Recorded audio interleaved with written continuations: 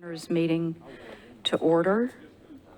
I want to thank everybody for taking time out to either attend or watch today's meeting. And as a housekeeping matter for the commissioners, if we can come prepared to have read the minutes of the prior meeting, instead of taking up everybody's time while we sit here reading the minutes of the meeting, I think that would be respectful of everybody's time.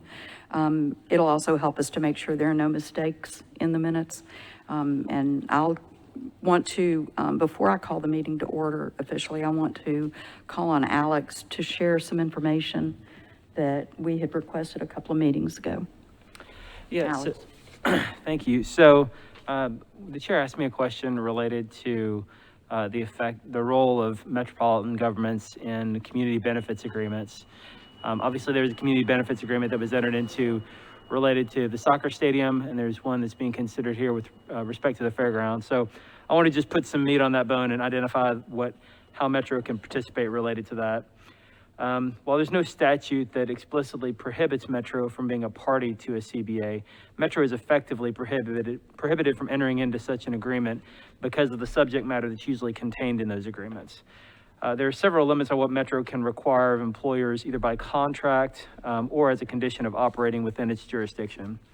Metro cannot require another entity to pay wages above the minimum wage as a condition of doing business with Metro or operating within its jurisdictions under TCA 52-2-112.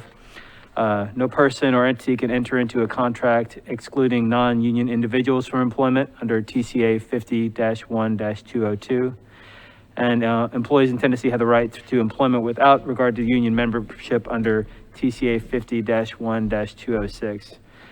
There's other provisions such as local and state governments can't require a company bidding or contracting to do business with it to employ individuals who reside within the jurisdiction of the state or local government or who have or within a specific income range under TCA 12-4-117.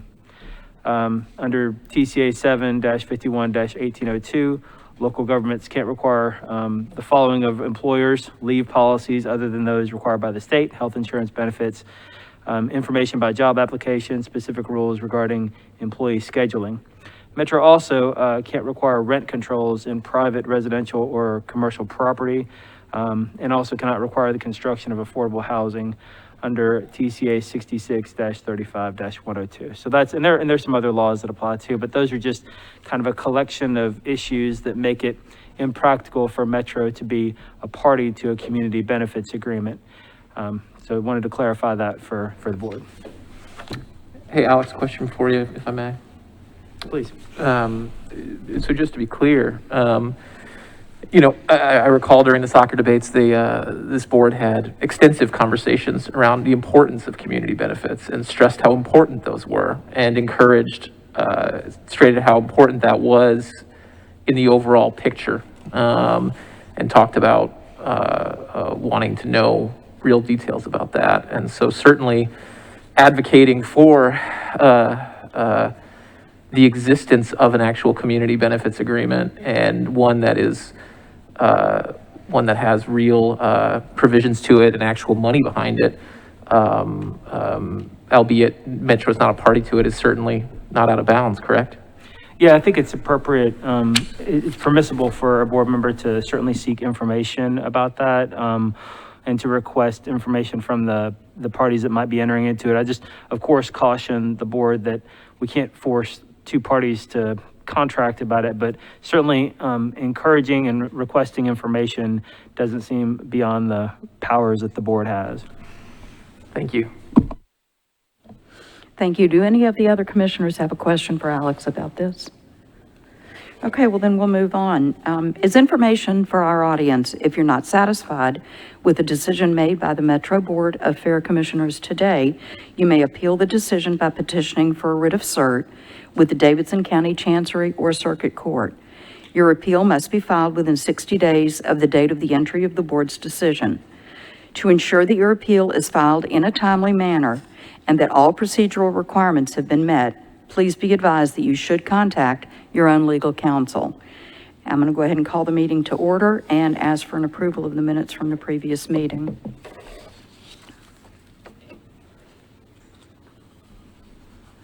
Madam Chair, I move that that we approve the minutes as we received. Thank you. Is there a second? Second. All in favor? Aye. Aye. Aye. Aye. Minutes are approved. And what we'll do now is we'll move to public comment time, and we will limit comments to 2 minutes a person. Is there anyone that would like to speak? Seeing none, we'll move on. We will move into monthly reports, and Satrice, we need a financial report, please. Good morning, everyone. The financial information presented today is preliminary, and all revenue and expenses for January 2022 may not have been recorded to the ledgers as of February 7th, 2022, when this report was created. The preliminary actuals through January 2022 are as follows. Revenue is approximately $1.6 million. Expenditures are around $1.3 million, resulting in a net gain of approximately $310,000. Depreciation expense is $660,800. So the total net loss is roughly $350,800. Below you will find an itemized list of our revenues and expenses. Our top 3 revenue sources are flea market booth rent, parking, and other. Flea market booth rent is around $170,000, which represents 10% of our total revenue. Parking is $150,000, which is 9%. Other, which consists of the CDBG grant, rent for mixed use, advertising, sponsorship, fees and interest, is $887,000, which represents 54% of our total revenue. Our top 3 expenses are payroll, utilities, insurance/low cap.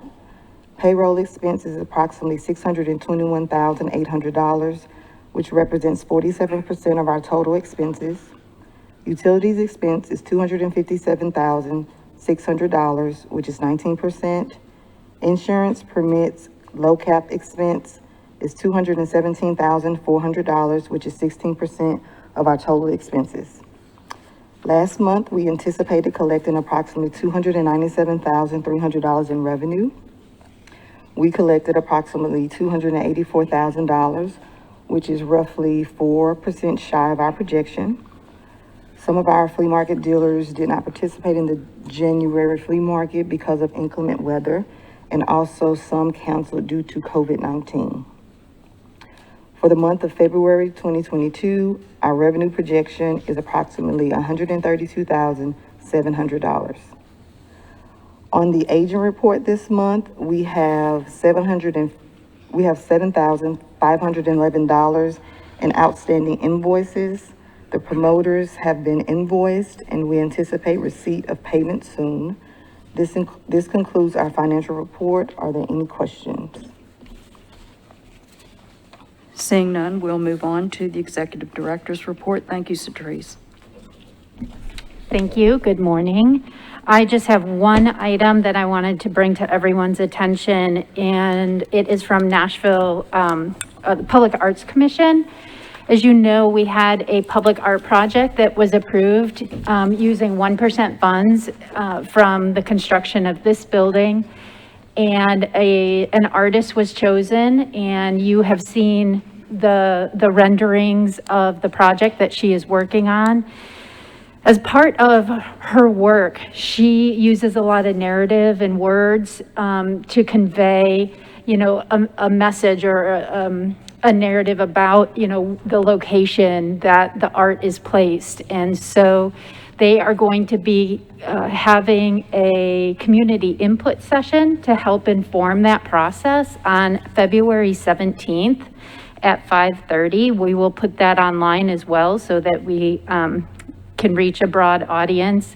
It will be virtual, and I will send you the link once received from Public Arts. But again, that meeting will be February 17th at 5:30.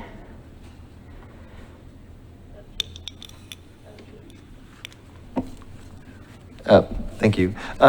I know previously we had a board member, I think it was Aaron, that was our representative for that? Are we to the point where we need that again, or is that kind of in the past? All the decisions and stuff like that? I believe all that is concluded after the RFP, the artist award.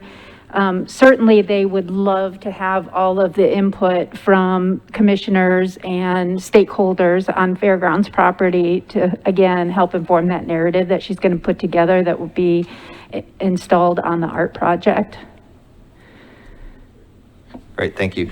And then I had another question. I know we got the, congratulations, we got the email from you about the $1 million for the, I guess you call it flea market grants. I don't know if you're talking about it another time during the meeting, but if not, would you mind just stating kind of what the latest status is that and how that's going to be implemented? Sure thing. Yes. So you're all aware that we did receive council approval last Tuesday for $1,046,000 utilizing American Rescue Plan Act funds. We presented kind of in tandem with the other small business recovery plans that economic development was working on with Metro.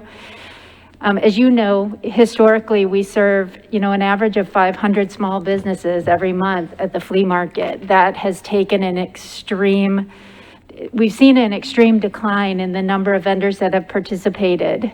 I won't say that the pandemic is just the sole number one reason for that, but it is a huge piece of it. As you know, we were closed completely to flea markets for 14 months, and we had a limited reopening from May to October of 2021. Vendors decided to retire. Unfortunately, we lost some vendors during that time. They had to find other opportunities to participate in other markets, and we have not gotten them back. So we wanted to make sure to design a program, if approved, that would reach as many vendors as possible. So the program we designed was to classify the vendors to fund the program based on vendor classification prior to the pandemic. So we have permanent vendors, and those vendors earn that status by renting from us 8 consecutive months out of the year. Those vendors will be eligible to receive subsidized rent for 3 booths up to 8 months. We have non-permanent dealers who either do not rent the 8 consecutive months or choose not to. They will receive up to 2 booths for up to 4 months. And then, of course, there is a huge piece in here that we have talked about in the past is recruiting new dealers. And those new dealers are anyone who has not rented from us in the last 2 years, and they will be receiving 1 free booth rental for up to 2 months. So we'll be working with a third-party administrator on the plan. That is key. They do have a 5% fee, administrative fee that will go along with that. And there are specific eligibility requirements in an application process. We have not worked out all those details. We will be working on an agreement with Pathway Lending on how to go about the administration and the accounting and tracking that's going to be required since these are federal funds.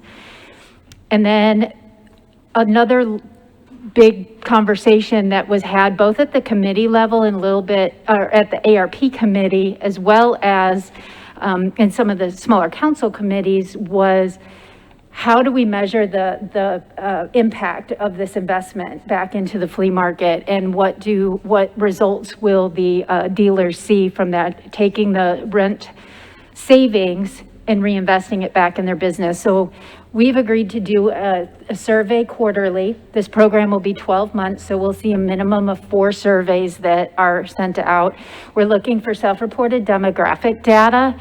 We're looking at them to identify how they reinvested the rent savings back into their business. And then lastly, what was the results of the reinvestment. So that information is going to be gathered and reported. We'll certainly follow back up with this board so that you can see what those impacts are. And we really do feel it would be a helpful catalyst, but we know we got our work cut out for us as we get the information out and do what we can to assist dealers in applying for the funds. There's probably going to be an online application process. We know not everybody's super comfortable with that process. So we'll go ahead and do what we can to support that, as well as getting the word out to new networks and new communities. And so we can recruit new people to the market once a month. Anybody have any other questions for Laura? Yes, I have one question. Do we have a timeline as to when we're gonna, you anticipate the program starting? And then is there a plan for like outreach for some of these newer vendors to try to attract them to come here? I've seen a lot of pop-up marketplaces around the city that's been coming up, so it seems to be a appetite for small businesses to get their product out to people, but they're having to move around. I see this as a place where a lot of these small businesses can find a home. So is there any way we can come up with a timeline, and it may be some type of outreach, maybe some type of session to let people know that this is available and this is how you can apply for these programs?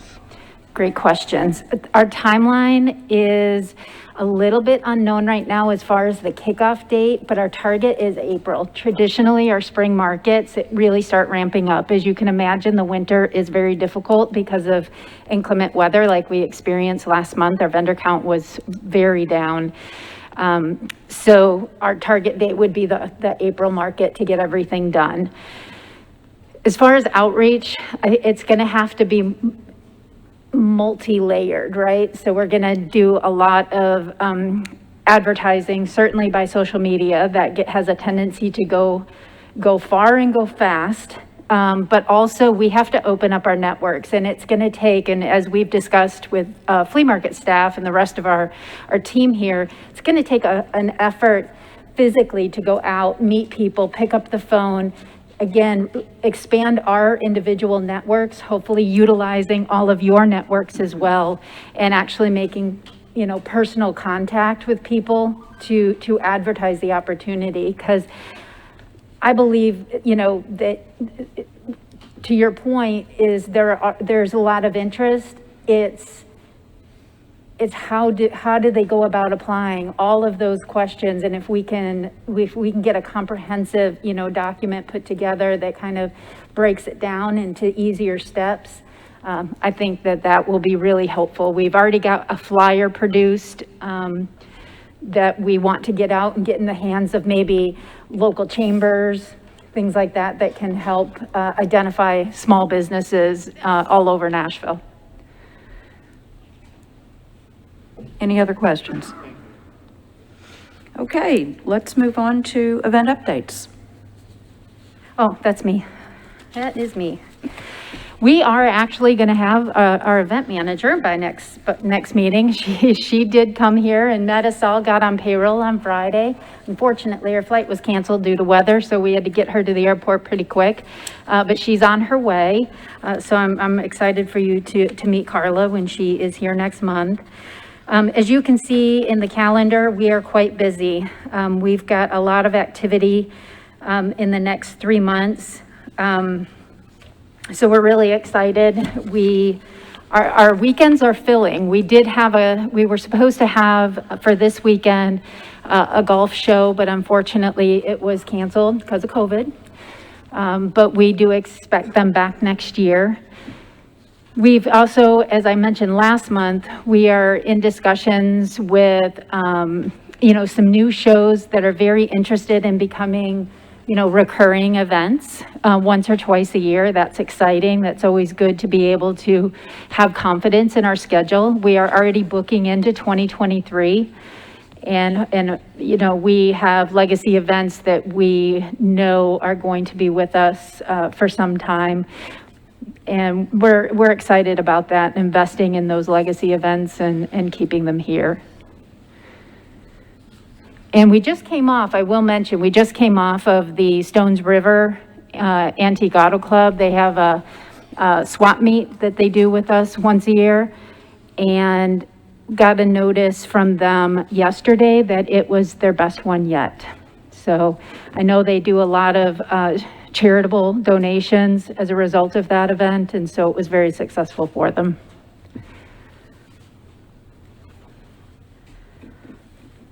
Got anything else? Nope, that's it, okay. All righty, with no other questions, let's move on to old business, and we will bring up Fairgrounds Improvement Project and the Stadium Mixed Use and Infrastructure Update.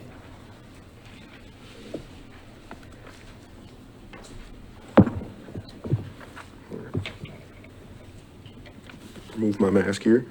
Well, good morning, board, staff, council. If at any time I'm speaking and I don't come across clearly, just let me know. I had some dental surgery, so my mouth's not opening as wide as it used to.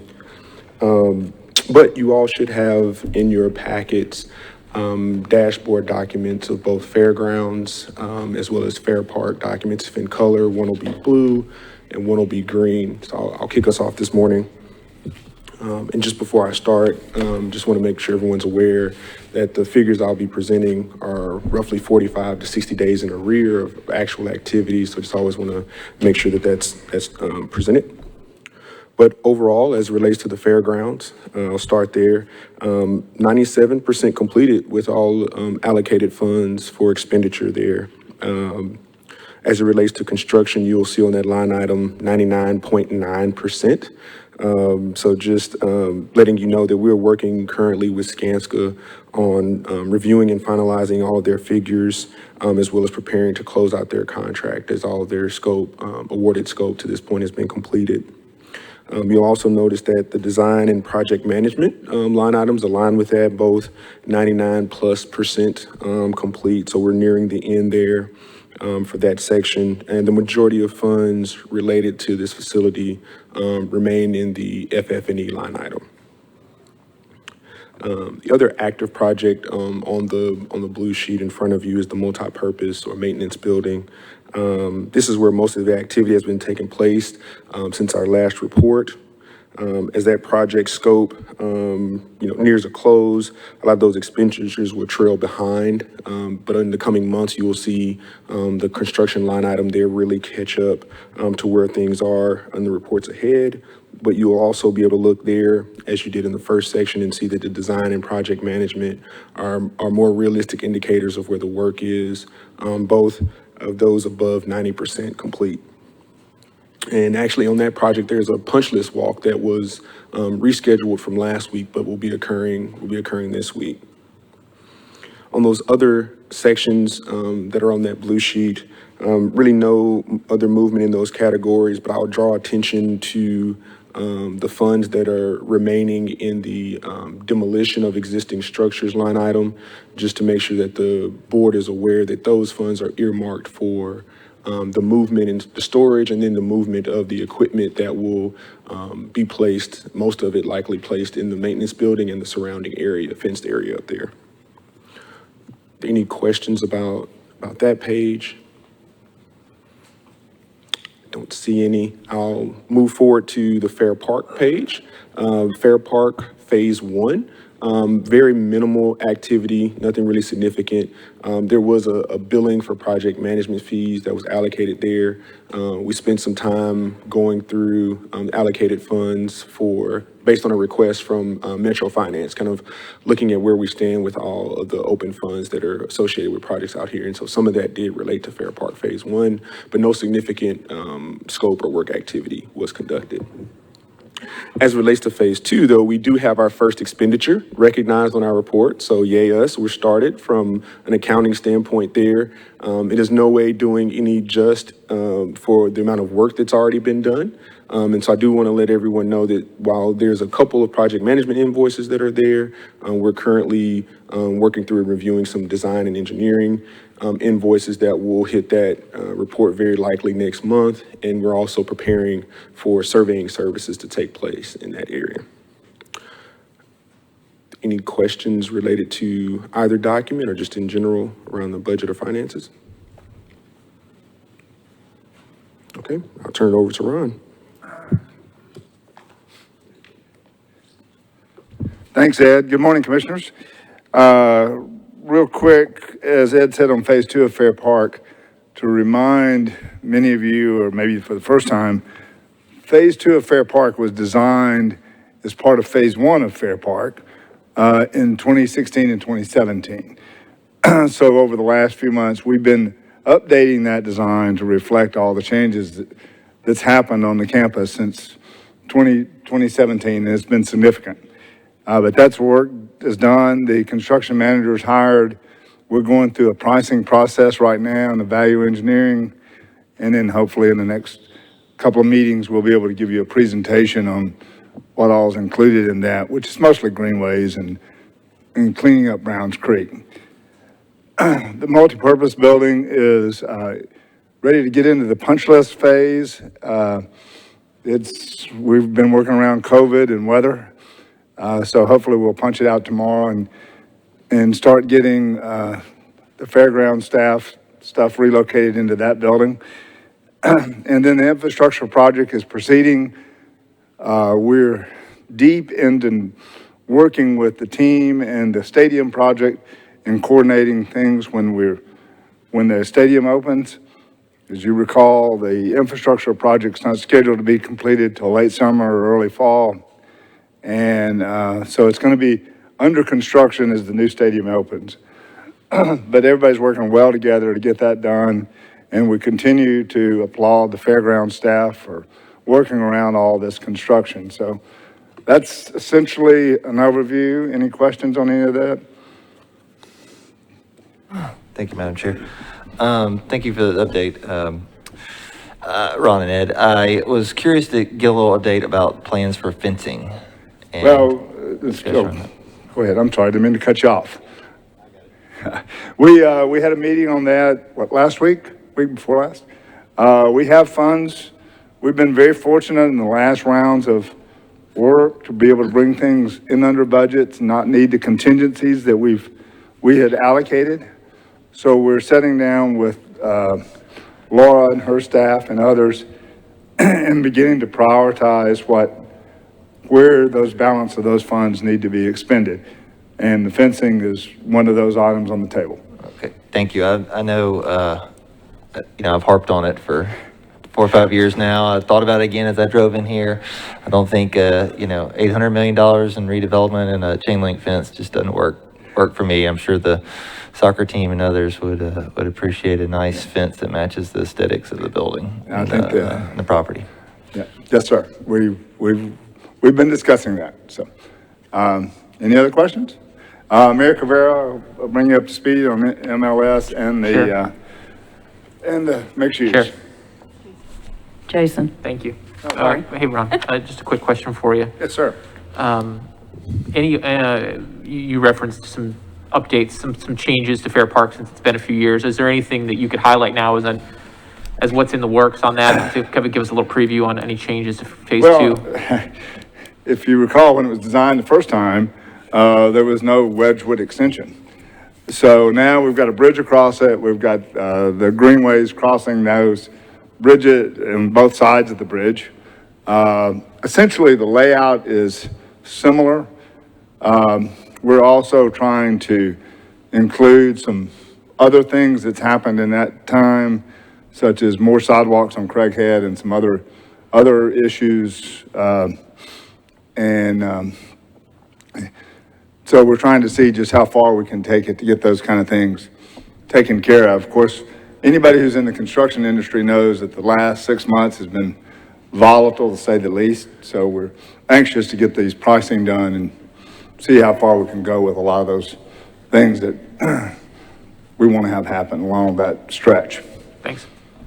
But essentially, it's the same. It's a greenways loop that goes all the way from, extends it from Fair Park Phase 1 all the way to Nolensville Pike.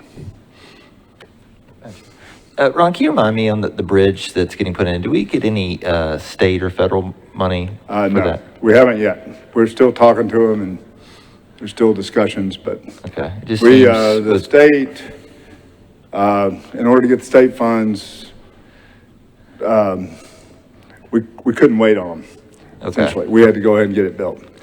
Okay. It And the just, bridge is just about finished, so or at least the heavy lifting on the bridge is finished. okay. Yeah, just was curious that with all the recent infrastructure package and things of that nature. Yeah, how that's that the might Sports get- Authority infrastructure package that paid for that work.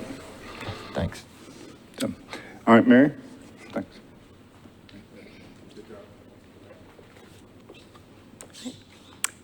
Good morning, Commissioners. I'm pleased to report that construction on the stadium continues to be on track for schedule and cost. Our team achieved another major milestone with the completion of the roof canopy. The majority of the bowl seats have been installed, and they continue to work on the premium seats on the west side.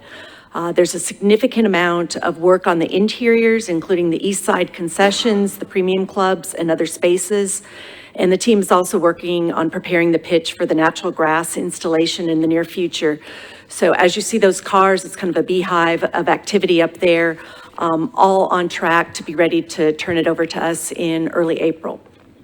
Safety continues to be a priority, and there's no injuries to report since our last meeting. We will also share the DBE, MBE reports when they're available later this week. And I expect that our spend will remain at approximately 36 to 37%. And as a reminder, that compares to the contractual requirement of 30%. So we're, pleased to continue to overperform in that area. It's very important to us.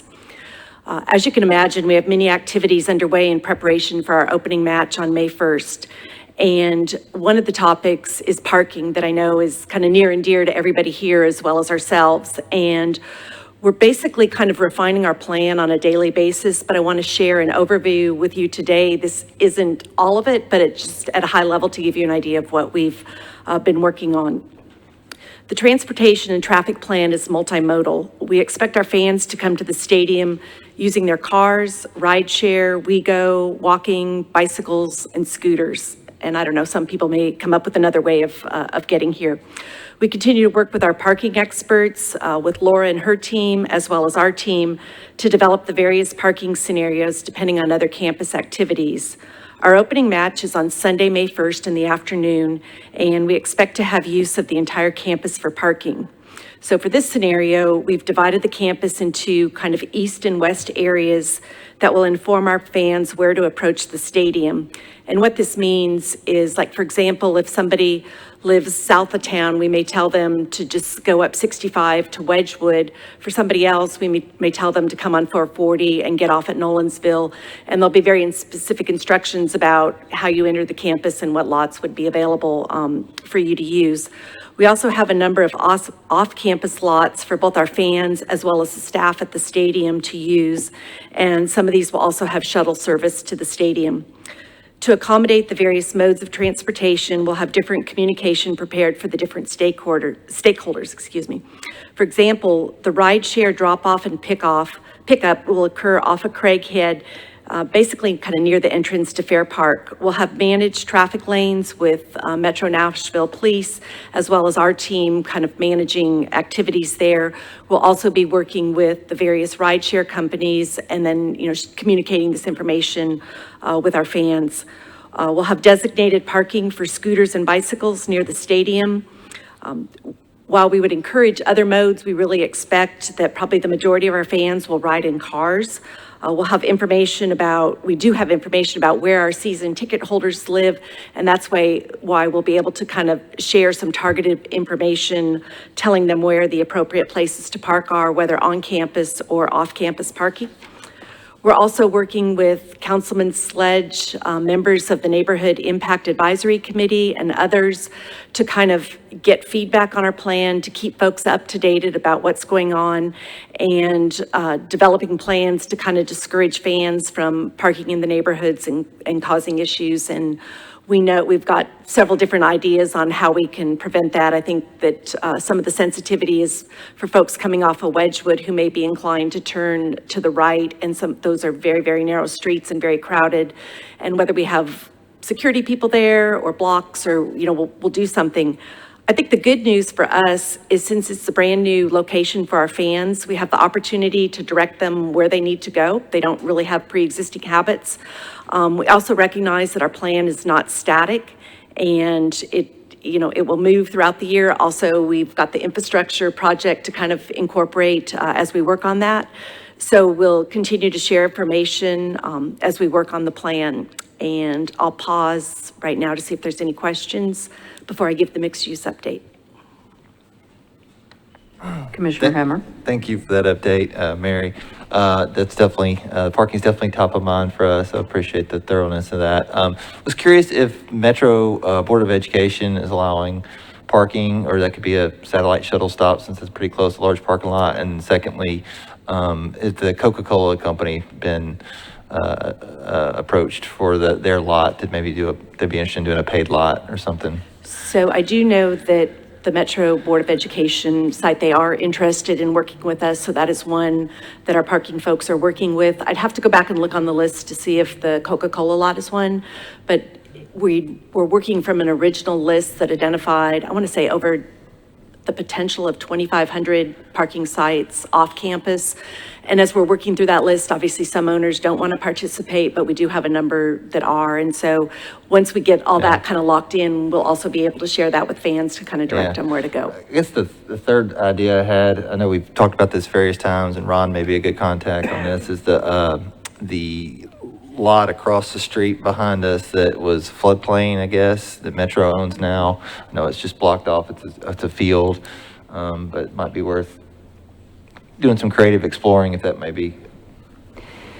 We had reached out to them several months ago, I think when we were reopening, and they actually are going to be planting trees on that site since it's floodway.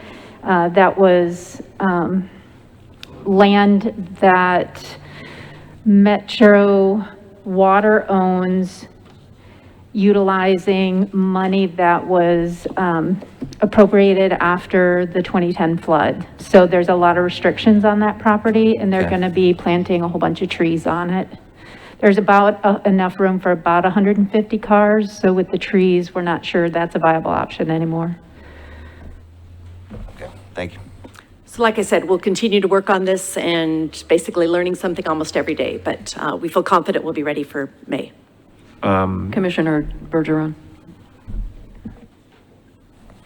Thanks for your presentation, Ms. Guevara. On the parking, I'm happy to hear you're looking at sort of proactive measures for dissuading kind of parking on local neighborhood streets. As you know, like a lot of streets in this area, Wedgwood, Houston, Woody Crest, Vine Hill, the streets aren't really capable of accommodating street parking at all. And so really, as you guys formulate that, if you could follow up with me, I think that it's going to take personnel, it's going to take blockades saying, local traffic only on game days. I really think it's going to take a real heavy effort, especially early, to set those habits, just because a lot of these streets just can't accommodate, all day parking. They're just not wide enough to do it, period. So I would just encourage you to, really maybe go heavy on that early on to try to set those habits that's just not an option at all. And would look forward to hearing, as you guys kind of formulate that more, hearing about that more, so I can report that. And I appreciate you being present at the last NEAC meeting to talk about that a little bit. And I think talking at the next month's meeting with them as well will be really helpful. Absolutely, and thank you for the feedback, because we've heard it from several places, and we're working on the best way to do that. One more, Commissioner Avila. Thank you. Just a quick question. So when you mentioned that the whole campus would be used for parking, or for at least for the first game, does that include Fair Park and the parking around Fair Park? It depends on the weather.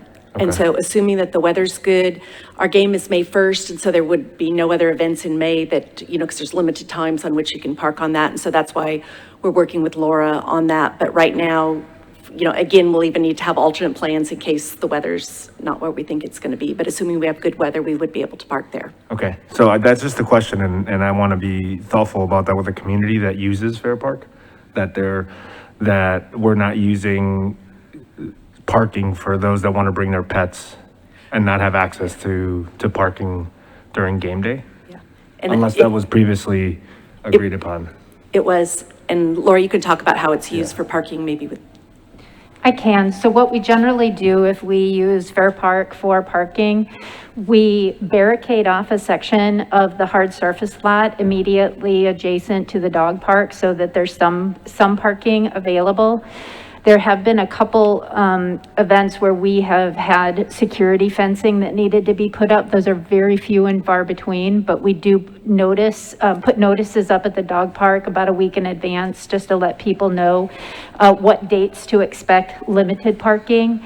We do keep the dog park open, but sometimes that does create the need for some, if there's a lot, you know how busy that dog park is, park a little bit further down Bransford and walking in if the hard surface lot, but generally we do designate spots to stay open for that use. Thank you. And I have one question, sorry, about parking, but my question is about long-term, plans. I know we're talking about parking for the immediate future and for the game on the 1st, but what is the real fix? Because now we're going to have 30,000 people at the soccer stadium, and then we're talking about maybe adding another 30,000 seats for a racetrack potentially. What is the long-term fix 5 years down the road? And right now, available infrastructure dollars are available for transportation. Are we taking a look at that and figuring out how we can, there's been a lot of talk about Amtrak coming into Nashville. Have we figured out how to get people who may take the train from Atlanta to come here to see a soccer game, and how to get them from a train station to the soccer stadium, but then back to their hotel? And those people are not going to be parking. They're not going to be driving. So I would like to see a long-term plan as to what the transportation is going to look like. Are we looking at infrastructure dollars that are available right now to maybe look at some type of light rail or something to move people from downtown to here and back? So I can't really answer that because a lot of that depends on Metro and light rail, and that was, an issue that was up for election, probably 4 or 5 years ago, and which would have provided some of that relief. I can tell you that right now, while our focus is on the immediate future, just because it's coming up in a few months, we're also beginning to think about the next year. And then also as the mixed use changes, there'll be some parking available in their parking structures, and we will then, we just need a little bit of time to figure out how this is working to get that under our belts, but we are willing to look to the future and work with our partners at Metro and everywhere else to make sure that this is successful for all the users of the campus. Any other questions or comments? Thank you so much. Let's move on to the mixed use. Okay, and Dirk sends his apologies for not being able to be here today, but he had a conflict. So limited site work activities on Block C had started a few weeks ago in January. The site work duration is expected to be about 10 to 12 weeks, obviously depending on the weather. The work includes activities such as excavation, mass grading, soil and rock removal, and there's various pieces of equipment to be able to get the rock out of the area, the dump trucks that remove it. And currently, there's really no construction impacts to the neighbors on the north and the west. The current route for the dump trucks is to exit the south out of the site to Craighead, which is Gate 7, and then to Nolensville and 440. The work is also running concurrent with the infrastructure project, and they're optimistic that they'll be able to start the foundation work about midway through the site work, again, depending on timing and receipt of permits. And they will keep the neighbors up to speed as the infrastructure project finishes, and Block C construction will continue past that. And they are expecting to have a groundbreaking ceremony in early spring once the weather's a little bit more predictable to schedule such an event. And if there's any questions, I'm not sure I could answer them, but I'll certainly take them to Dirk and we'll get you a response. Any questions or comments? Director? Just very quickly, I want to mention that Dirk and his team at RC Matthews has been very helpful. I know there's probably some concern as far as our upcoming racing season and the construction of 8C as we, put in construction fencing and start that work. They have been very cooperative in positioning their safety fences in a way that we could create ADA parking, handicap parking spots along our concourse in order to provide better and safer access to those people who need that supportive parking.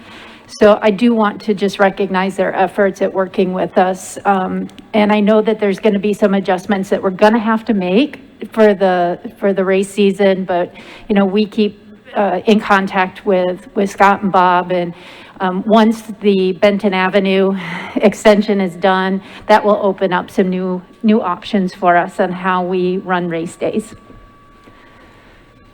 Any other questions or comments? Thank you so much. Thank you. Sure. And we will move on to, I'm sorry, Jason, I didn't see it, Commissioner. Just a comment, not another question, but the thought it popped in my head as to Commissioner Avila's question about access to Fair Park, and I believe I haven't looked at the documents in a while, but I believe in our term sheet agreement there is language about soccer working to ensure the sort of minimally intrusive actions to allow Fair Park to remain open as much as possible. And that was something that came up in our discussions of soccer because of the experience with First Tennessee Ballpark. There have been a lot of issues. Well, there have been many issues in many ways with First Tennessee Ballpark, but that I think are instructive as we have more discussions here. But they've had a lot of issues in the first few years at First Tennessee with access to the Greenway being closed for days at a time, and that was something that I know I raised. I believe Commissioner Hemmer raised it. I think Commissioner McAnally raised it, and so I think that there's some language in there in that regard. And soccer was willing to work with us on that, and acknowledge that they're going to make their best efforts to not sort of close the campus and those parts of the campus for days on end. I appreciate you raising that issue because I think it's still relevant. It's going to be relevant as we talk about other things. So I just wanted to throw that out there. Thank you, Jason. Yeah, and I think, to Jasper's point, I think it's great, and for us to just keep thinking about it as the Greenway and as becomes more of a destination for our residents. I think that's going to be something for us to continue to keep top of mind. I'm just excited that I think Commissioner Hendricks is volunteering to get our another ballot initiative so we can actually get some darn transit in this town that we desperately need. So I think it starts today. Any other questions or comments? I thought he was going to say he was excited he was going to volunteer to be the parking guard for the dog park, but maybe that's next time. That's great. Okay. Seeing nothing further, we will move to the infrastructure update. Mr. Gobble. I mean, essentially, I don't have anything else to say other than we're working, it's progressing nicely. Like I said, the bridge is essentially complete, and we're hoping for good weather. And again, it's not going to be, the infrastructure project will not be completed until late summer or early fall. So there's really not a lot going on other than the contractor is working well with the contractor on the stadium as we start preparing for the opening of the stadium, even though there'll be a significant amount of work going on around it. So, essentially it.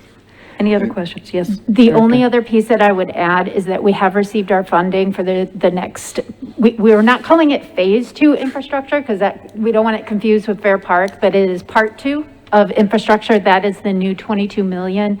And so we have just had a brief introductory kind of internal administrative kickoff to see what next steps.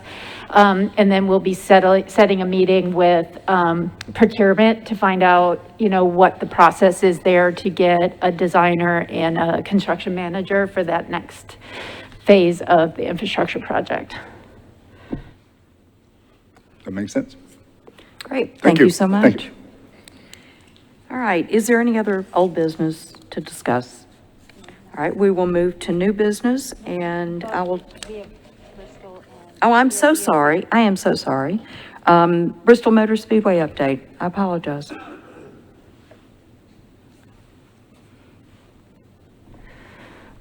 I don't have much of an update other than just reminding everyone that we're waiting for documents. I know that they are still in the process of preparing and reviewing both the financial analysis and a draft lease. So when we receive those will be distributed to the board for review.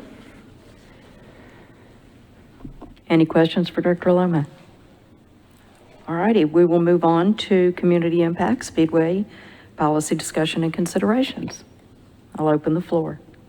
Commissioner Bergeron. Thank you, Chair. I had a couple items just to walk through, just to keep everything top of mind. The board, after asking for quite a while, did receive a document late last week entitled Community Benefits Commitment from Bristol Motor Speedway representatives.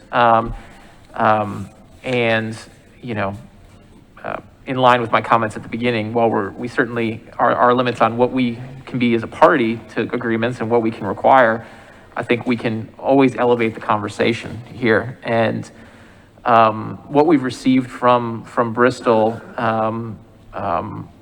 just to reflect upon it, honestly, not much in the way of details. Little in the way of actual commitments, that there's some good ideas in here, but there's not really any programming. There's no real hard commitment to any funding at all. We see that this Speedway Children's Charities, which is again is a non-profit, which is a charity that raises money from others, and I've been asking for over a year for how much Bristol or their owner, Marcus Smith, gives to this charity, and they still haven't given me an answer because it raises money from race attendees, which is a good thing, but not real corporate investment. And you know, what we do see is we see that they made $1 million in grants across the 7 chapters. And from the information I have been able to glean, it looks like the weight is a little heavier towards the Charlotte chapter where they're headquartered. So there's a lot of questions, and you know, I think what I would open for discussion is just encouraging some real details, some real commitments to some of these programs. What will be funded there? How much will be funded? And making sure also that some of these ideas don't defeat themselves. One provision I was a little concerned about in particular was item number 6, which talked about Speedway Children's Charities donating funds to a nonprofit, and in exchange the nonprofit has to provide volunteers to operate concession stands and souvenir stands. It seems to be a little different than, you know, an organization being able to just run a fundraiser, but you know, the concern there is that would seemingly obviate the need to hire employees at the $15.50 an hour that they've committed to pay. It would seem like they were making a donation, which is not a bad thing, but the organization would then have to supply staff or volunteers to work for free, and then they wouldn't be paying that wage, which they then commit to in number 7. Would love to get some more information on that. It's been difficult to get any information on Bristol. So I just know that if Nashville Soccer had announced this document of something along these lines, there would have been a lot of outrage. And I think that we should keep expecting more. And the good news is this is really fixable. We had some good discussions last time with Commissioner Hendricks. I think there's a lot more they can do here. It could be a big start by just Marcus Smith saying, I'm going to commit, say, a donation from Marcus Smith to fund the Nashville chapter of Speedway Children's Charities for $250,000 a year for the next 5 or 10 years. I think that'd be a good start. Or SMI could make that kind of corporate commitment, because right now they haven't committed to donate $1 of their own money. They're just taking credit for money they raised from others, which isn't a bad thing, but it's not good enough. So just some observations now that we have a little bit more documentation, albeit not much detail there. And just, you know, would love to have some discussion on how we can encourage Bristol and SMI to do a lot better here if they think they're gonna join this community. Yes, and Madam Chair, if I may, I the same document I actually saw, so I didn't see any changes from our previous meeting. And that raised concern.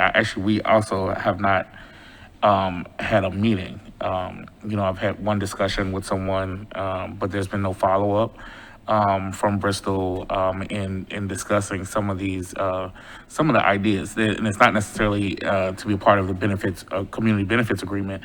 It's pretty much just saying how come we cannot institute some of these programs that are in some of these other cities here in Nashville, i.e. NASCAR internship program, i.e., HBCU initiatives, so that we can have scholarships for students leaving from MPS. And these are just things that are sort of simple that it just needs to be outlined, that there's a commitment, a real commitment.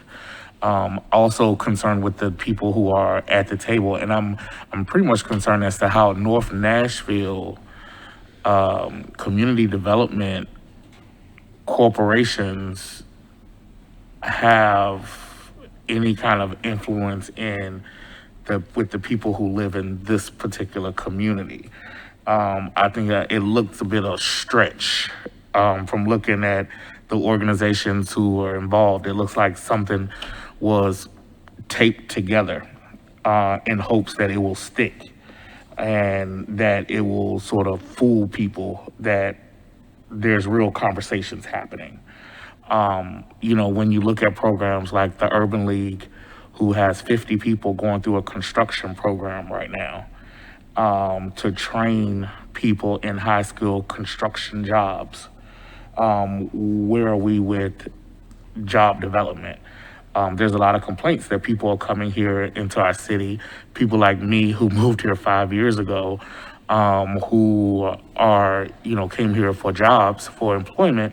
But when I look around, there's really no commitment that's being made by people here to actually work or to do effective workforce development and invest in a real investment in the people of Nashville to make sure that so that people can have the skill set to attain some of these jobs once they do become available. So I will raise concern that it just seems to be, a lot of talking, but with no intention to actually do any substantive work on behalf of these companies. And I too believe that we can do better, and we can set a precedent by saying that, you can't just no longer just come and talk to us. Like we have to be able to have measurable goals. And these items are not measurable goals. And we need to do whatever is in our power, whatever we can do legally to make sure that companies are really, and also our local government is doing a real investment in workforce development and making sure that people are set up for success. And we need to do whatever we can to make sure that happens. Thank you, Commissioner. Any other comments, questions? Okay, now we'll move on. I apologize. Sorry, I'm sure I thought I have one other item. I said Absolutely. I had two, yeah. Okay, cool. And it's, and you know what it is, it's my monthly reminder about track rentals. And would love to have some discussion about it. I keep waiting to have that discussion. We're still waiting on another draft here of lease agreements, term sheets. But I want to highlight the importance, again, like I do every month, of honoring the current limits that have taken years to get to and advocating, admittedly that I don't know that I'll convince you guys, but advocating for enhanced limits on track rentals. And just, I'm going to state the details again because we have two new commissioners. The current limits on track rentals, those are the practice days, the practice times, the testing, whatever you want to call it. They're 25 per year from 3 to 7 p.m. only. That is 100 hours of track rental time per year. What we learned painfully in some failed contracts with, and the executive director and I are both keenly aware that this has been successful because we got rid of all the exceptions, we got rid of carve-outs, we got rid of different alignments depending on various factors that didn't work. And what has worked is 25 track rentals to 3 to 7. Now, that was supposed to be lower. We talked about this year over year, and we've been a little frozen because the current contract hasn't been able to go out to RFP. We haven't been able to amend the terms, but you know, we've seen it. There hasn't been a drop off in safety or any concerns with more crashes at local races or anything like that. We dropped it. The fact of the matter was, this was a bloated provision that its time had come to change. And, you know, at least at the May public hearing, Jerry Caldwell said they would honor the 3 to 7 p.m. Time standards, and they've talked about at times maybe 20 track rentals. I don't think that's low enough, but that's for a later day to discuss, I guess, or maybe we can talk about it now. But the problem is once you get out of public view, the drafts Bristol keeps sending on this issue are loaded with loopholes. One loophole said that they could have track rentals for 12 hours a day on Saturdays. 12 hours a day on Saturdays for 20 Saturdays. That would mean every Saturday has racing. And that alone would mean 240 hours of track rentals a year, almost 2.5 times. Combined with other carve-outs, depending on school in session, days of week, it could be even more. One carve-out in one of the drafts that Bristol put on paper at the exact same time they were promising less racing impact said that if the cars were, it was a two-part formula that basically defeated it, but basically the important part was, if a car goes 91 decibels or less, well, then it doesn't count in any limits at all, and there's unlimited use there. 91 decibels, as we know from Chair Wiener's reporting, is an extraordinarily loud car, much louder than normal cars. So that could raise the sort of track rental-y, non-racing uses infinitely more. These are the limits that matter as we have these discussions. And, you know, it starts with just, I hope that this board aligning that we're not going to go backwards. We're not going to move backwards from 3 to 7 p.m. only, and we're certainly not going to move backwards from 25, but it's also recognizing, hopefully then, that from there that we could be a little better and fairer to the community in light of everything that's going to happen. So, you know, would love to have some discussion on at least aligning that track rentals aren't going backwards. It's only going to be 3 to 7 p.m. only. And would love to have some discussion about what some sort of enhanced protections are like in the overall framework where racing days are going to increase by 10 to 20% under these proposals. So would love to have some discussion about that. Commissioner Hendricks. Oh, sorry, just one quick, do we have an update as to when we will receive the finance? Not yet. Okay. Any other questions, comments? I don't want to miss anybody this time. All right, now we'll move on. New business. Director, fiscal 23. Yes, so there was a request plus, a very good idea as we go into budget season. Our budget for FY23 is due on Friday. We have all been working diligently to put together a very unique budget because of some funding that we've received, the ARP funding. We've gotten, in consideration of a fair. So I know that Charities is prepared to give you a snapshot. Please understand that this is draft. We've got 4 whole days left to get it fine-tuned before we submit it. I will mention that as part of this budget process is a new requirement that we will be working on, and that is a budget equity tool. And what we are being asked, and this is for all Metro budget submissions, is for any adjustment in our budget submission from last year, which for us will be significant because many of our line items last year were submitted as zero budget because of course, COVID. In that, looking at it through an equity lens and to determine or at least present a narrative of how this could potentially contribute to a more diverse and equitable and inclusionary environment here at the fairgrounds, or preventing, I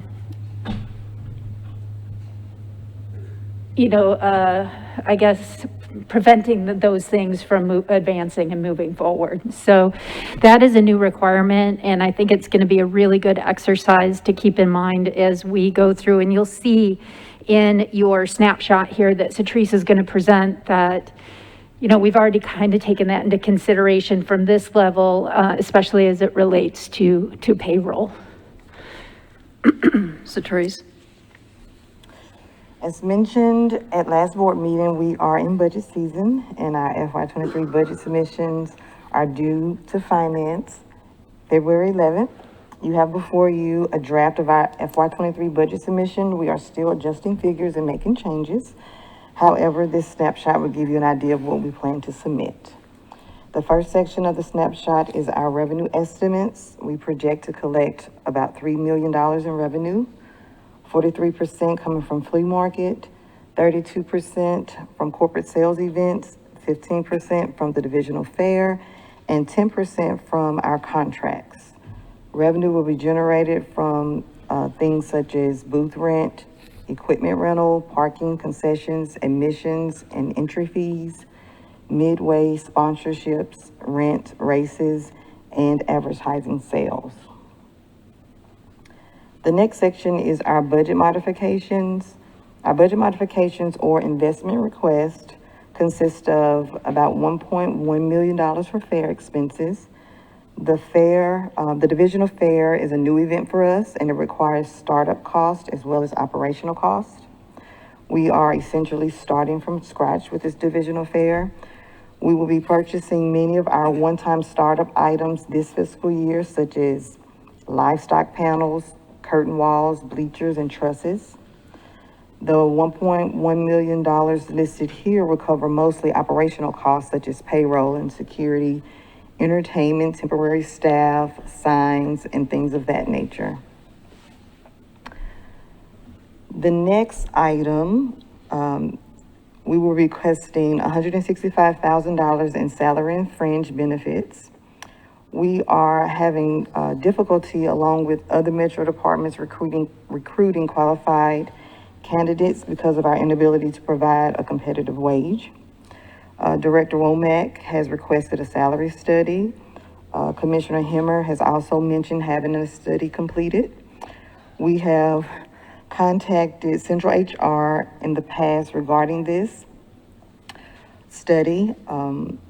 The need for this study has also been communicated to the finance department as well. So in anticipation of such study and to promote equity and to be competitive, we are requesting an increase in our salary and fringe budget by $165,000.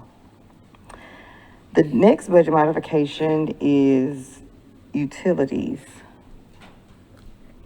Due to increased rates and also increased usage, we are asking for $50,000 in utilities.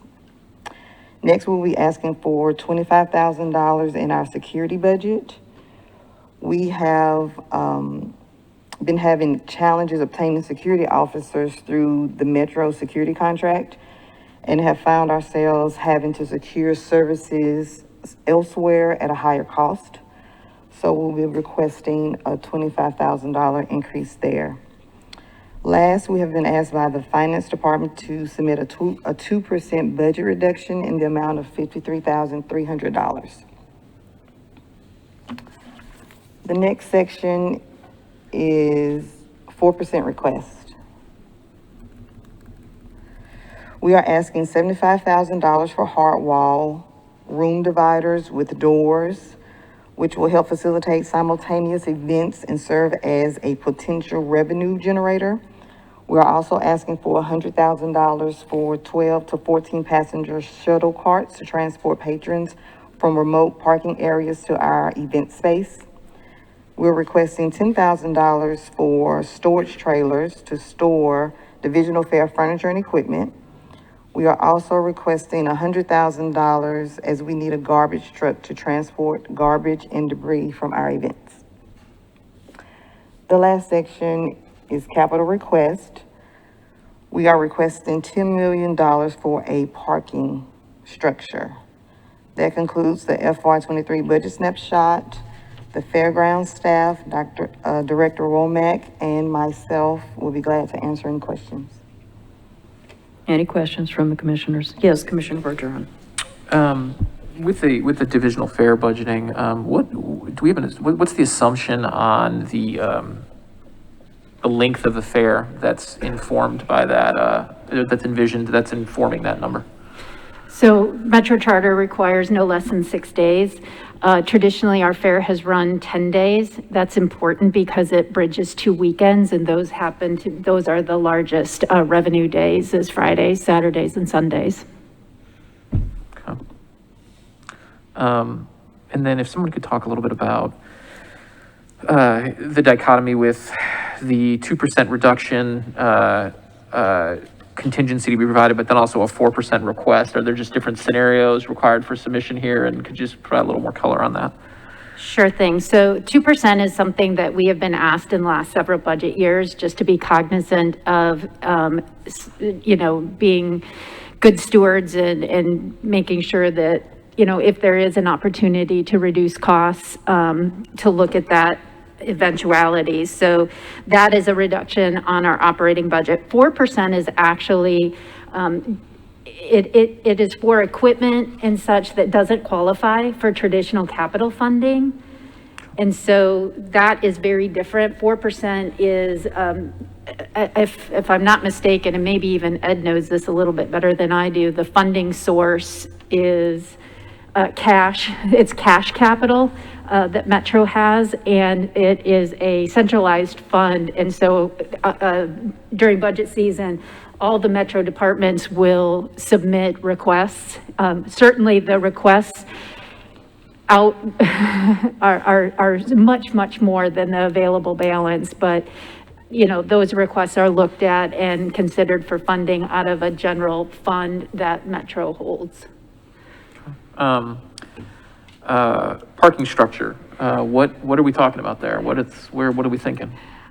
That was kind of put in at the last minute, admittedly. It's an option that we have always talked about. I think we're still kind of noodling over that, of course, with everything that's going on. We always have a discussion of whether or not surface lot is more advantageous for the types of events that we do, or a structure.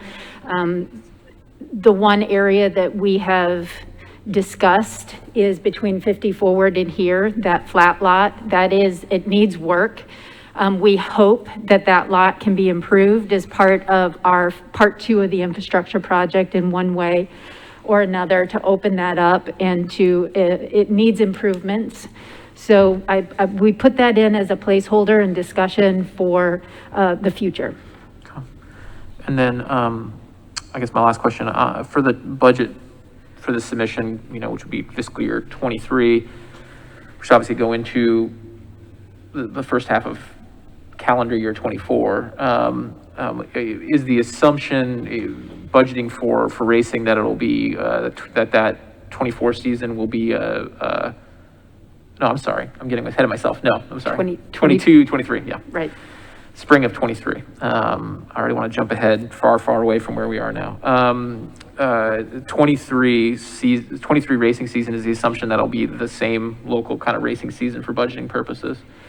We've made that assumption, and it's a really good point to bring up, is that this doesn't contemplate at this point construction impacts.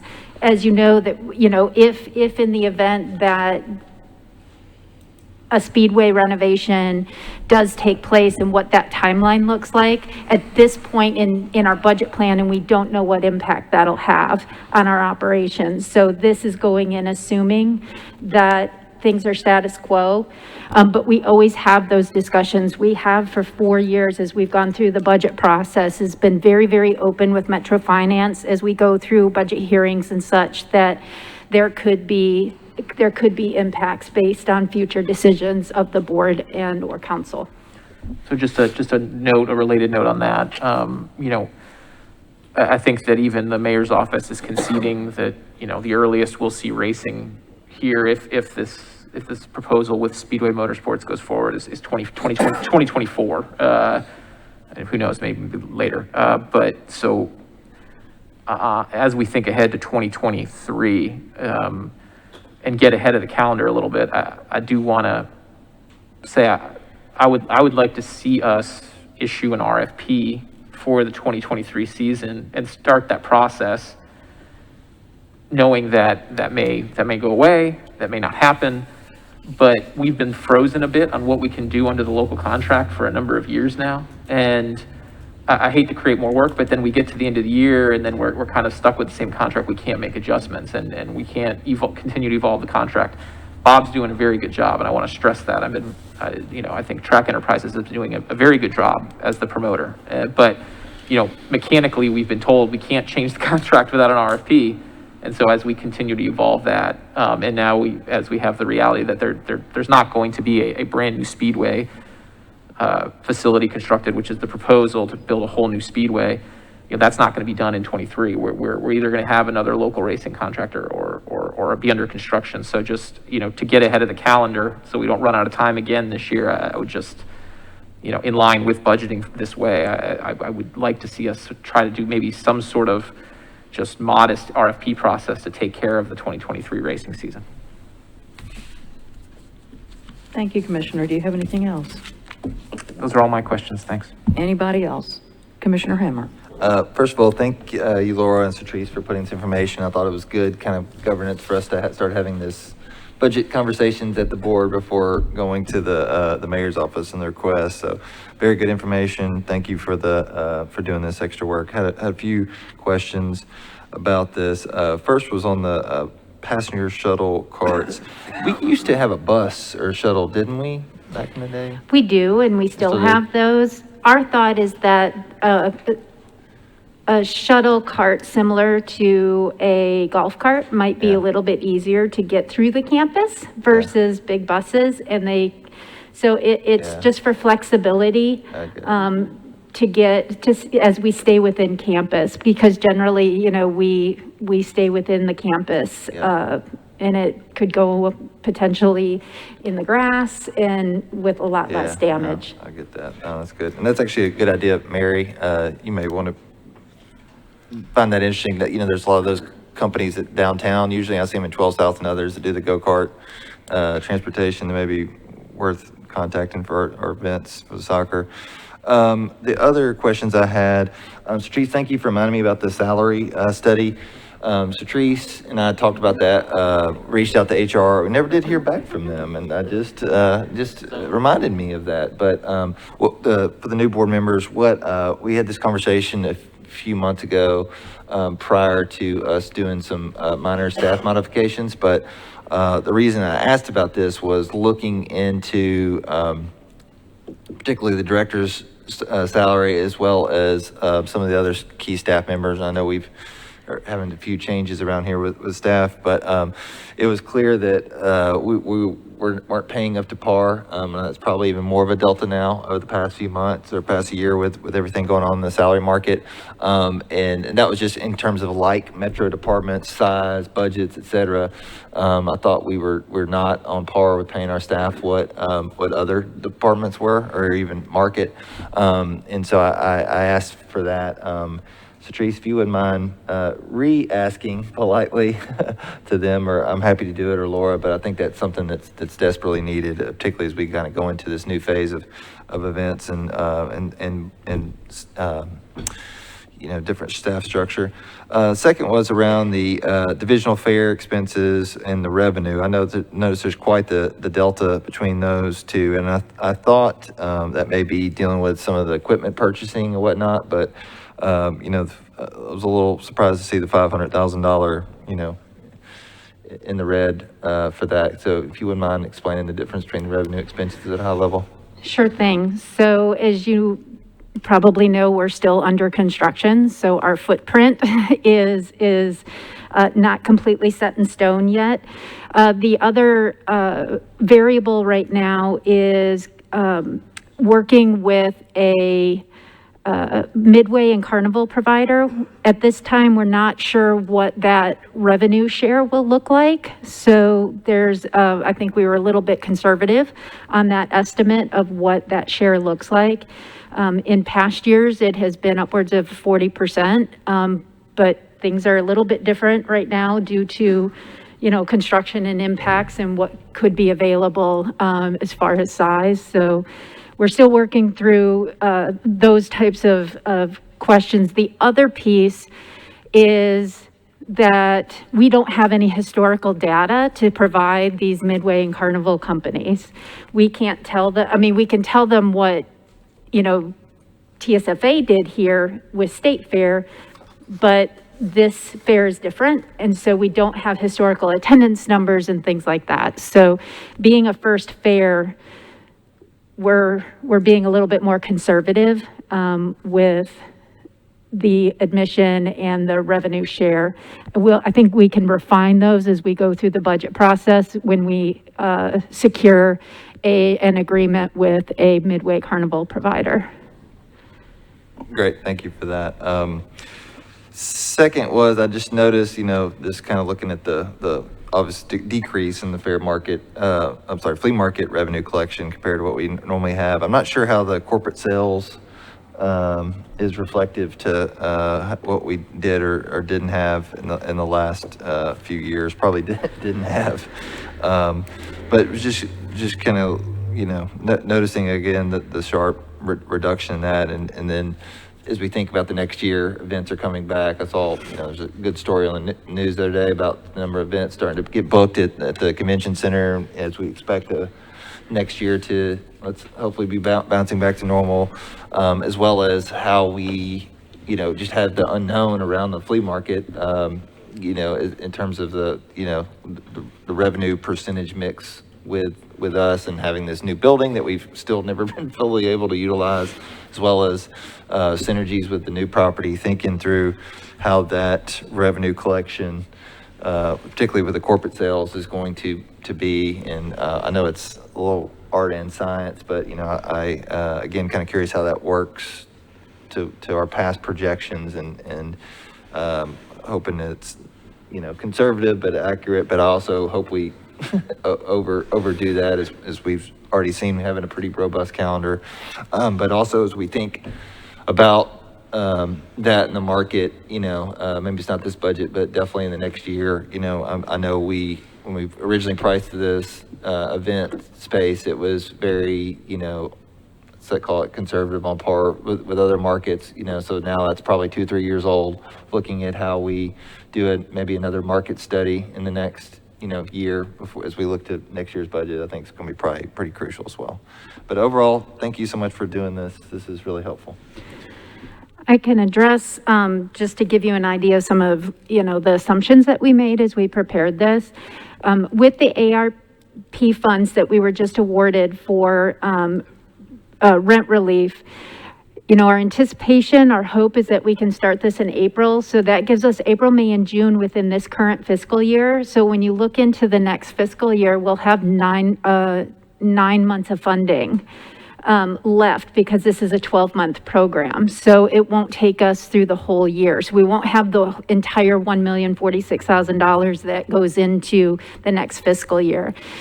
The other assumption that we made is that we do anticipate a strong rebound for the market, but we're also down almost 70%. So we have the assumption that we made for revenue is that we rebound to 75% pre-pandemic level. So again, we wanted to be realistic, but also striving to have a full 100% recovery. That would be our ultimate goal, but we did want to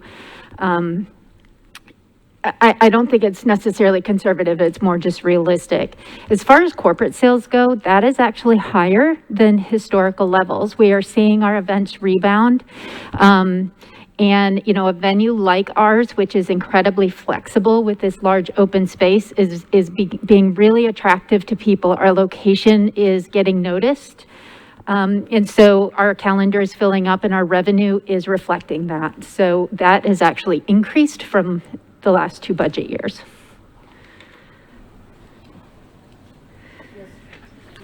Yes, Sir Teresa. I would like to mention, Caleb, you mentioned last board meeting, you wanted to know about our usage of our subsidy.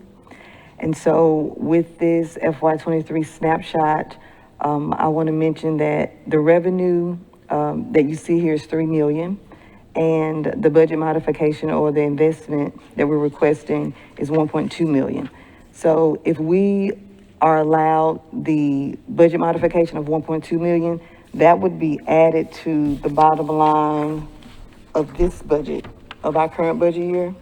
So we would essentially have a budget of like 4.2 million. And if you see the, our total revenue is 3 million, that's when we'll use the subsidy. Any other questions? Okay, I have, oh, go ahead, Just Commissioner. one comment, I wanted to appreciate Commissioner Hemmer's comments about, I mean, we're in a real challenge here as we try to budget, because, you know, I think it's really important we remember that we really haven't been at full strength in these new buildings. And that's a real unique challenge for Director Womack, as we try to figure out all we can be, and try to put numbers to it. And you know, I did want to mention that how that connects up to the proposal we're discussing with Bristol, because the initial financial projections I've received, I'm very concerned that they sort of undervalue the expo buildings and undervalue, you know, the rent being directly paid to Metro for the, you know, use of the whole Fairgrounds campus for 4 weeks. I think it's extraordinarily low, and really undervalues us. And I want to ensure that both in this and just generally as we budget, that we are valuing ourselves properly. And it is definitely a challenge as we come out of this pandemic in a new world with new buildings that have never been able to run on their full. So, you know, those considerations really weave throughout everything we're doing. And I appreciate Commissioner Hemmer recognizing that uncertainty. I think it's really important for us to remember that as people look back historically at numbers, you know, a few years ago, they're not really very, we're kind of looking at two different, at apples and oranges. And so we've got to keep that in mind in all these different areas. Thanks. Any other questions? Okay, I do have one. Most of you asked the ones I had, but you have a note here that under security expenses, that there have been issues with traffic control and other security measures being able to manage that through Metro, and you're having to go out. Is that due to staffing?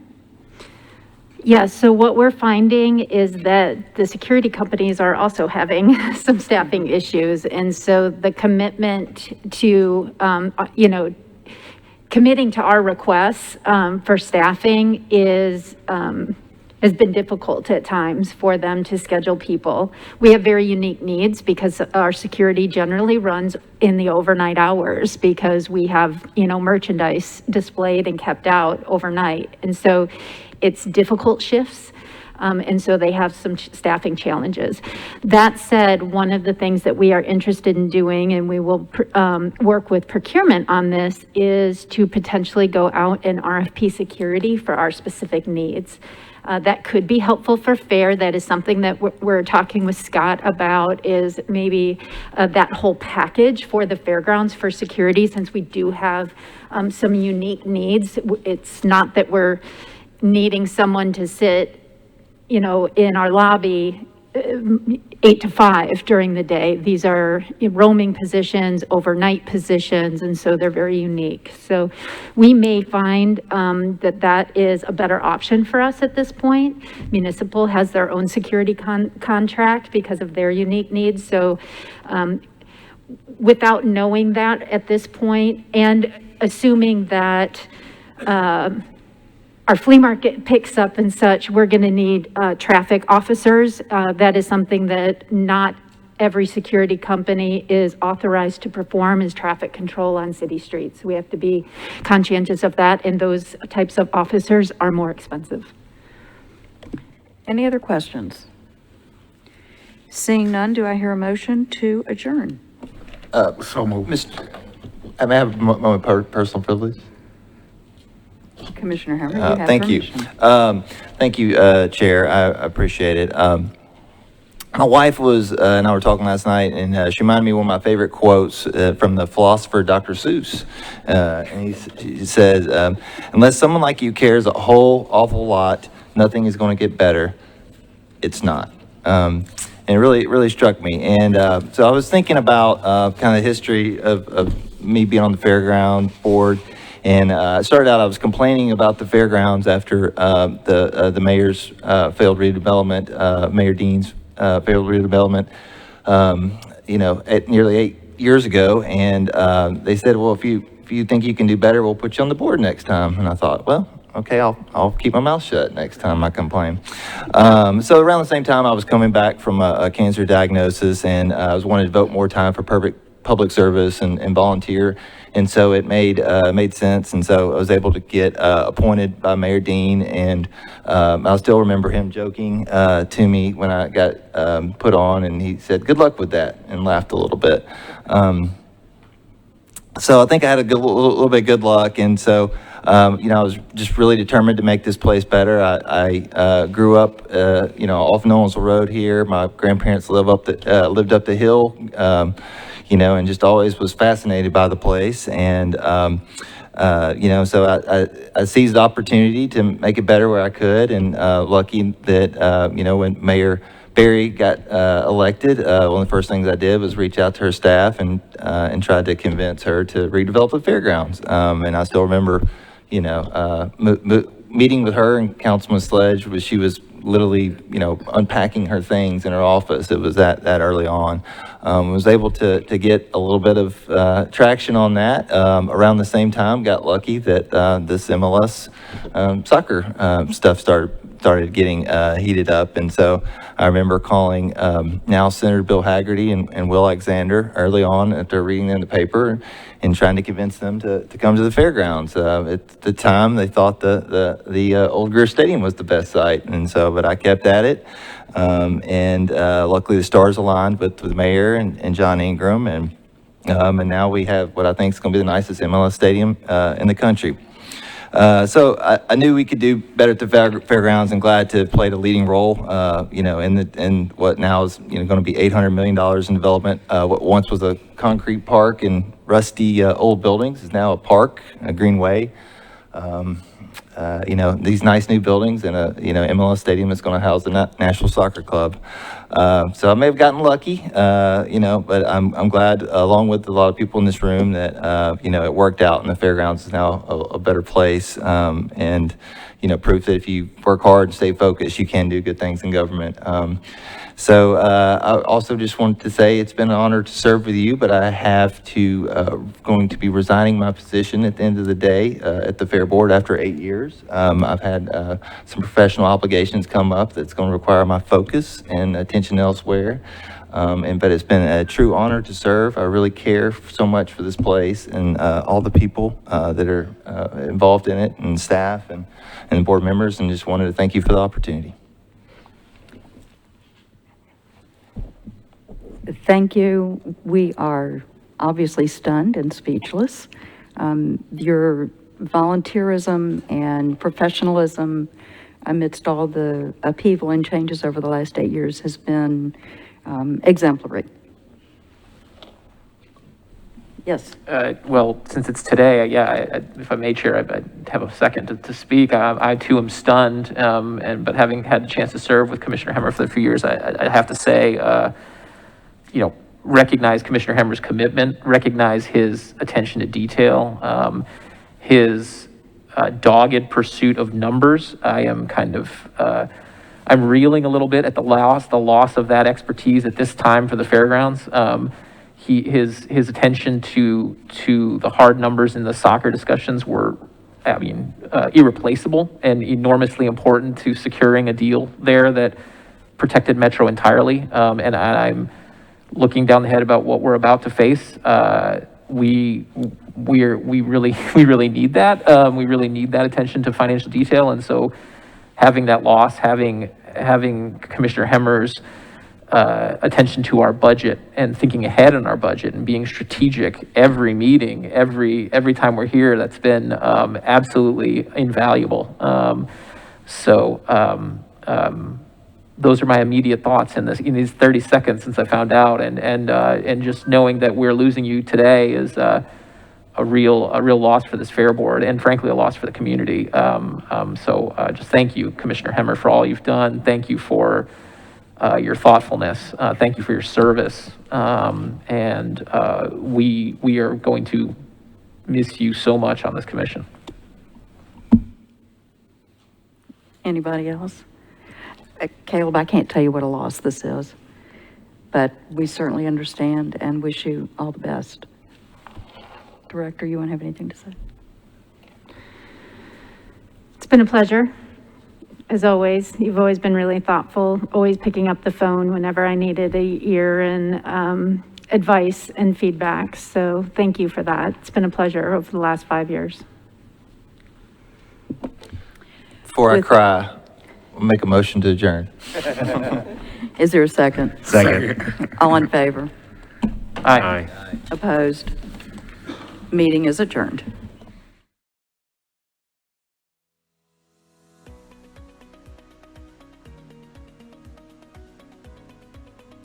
This has been a service of the Metro Nashville Network.